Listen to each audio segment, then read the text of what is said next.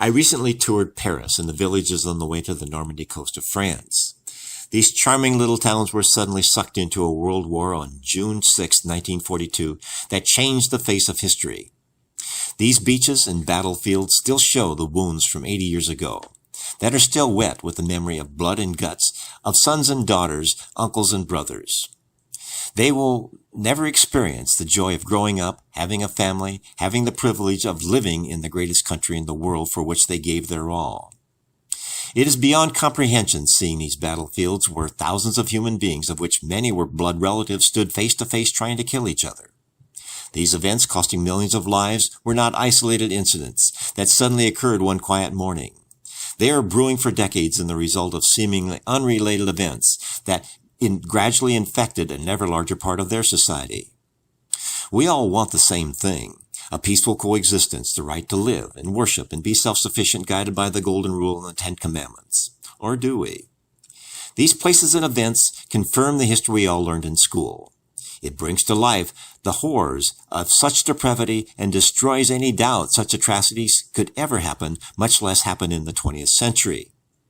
After seeing these places and hearing the stories from the war, one can't help but notice the parallels with current events that are also unbelievable, of which the same apathetic thinking that this could never happen in the United States. These tours verify and validate things we found in history books, but it would be an insult to history to not see the parallels. Do we have the conviction to carry out our ancestors' vow to never let it happen again? These similarities not only verify but reveal where this could lead. Differences between any two events are numerous and of little value. Only consistency, showing patterns of any use to history, science, and the continuation of a civilized society.